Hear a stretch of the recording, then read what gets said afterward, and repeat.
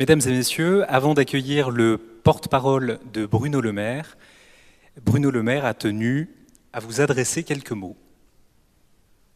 Bonjour à tous. Je regrette de ne pas pouvoir être parmi vous aujourd'hui à ce colloque de l'Institut pour la justice.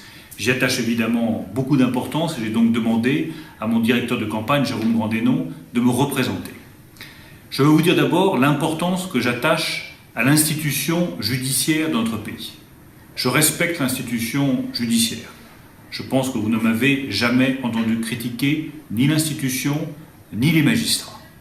Vous occupez une place centrale dans l'État régalien en France. Et en même temps, je constate que depuis des années, vous avez été délaissé et que vous ne disposez ni des moyens humains, ni des moyens financiers, ni parfois de la clarté dans la procédure pénale nécessaire pour agir de manière plus efficace au service de nos concitoyens. Quelles sont par conséquent les grandes orientations que je souhaite fixer pour la justice? D'abord, la délinquance au quotidien.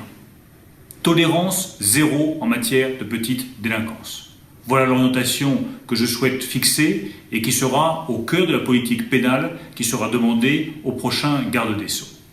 En deuxième lieu, évidemment, la lutte contre le terrorisme. Le terrorisme reste une menace exceptionnelle sur tout notre territoire.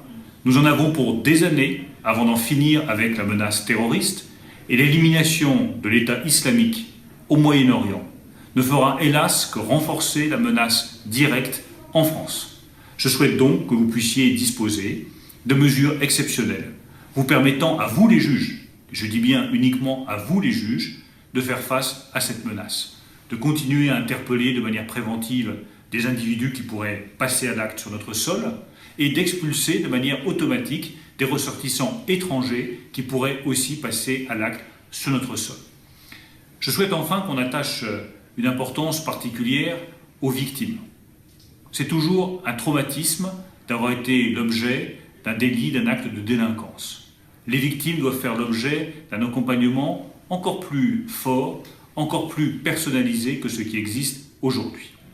Voilà les grandes orientations que je fixe pour la justice, mais je veux vous donner, en regard de cela, les moyens nécessaires pour agir de manière plus rapide, pour décider de manière plus rapide.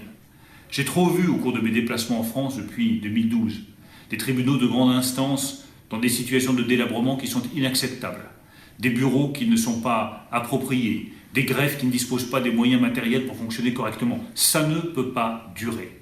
La justice sera une priorité de mon prochain quinquennat.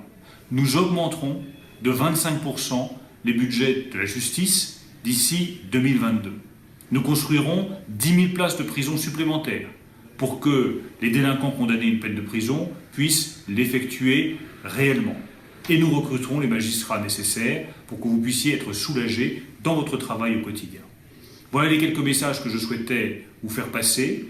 Vous pouvez compter sur mon soutien total, sur mon respect et sur ma considération.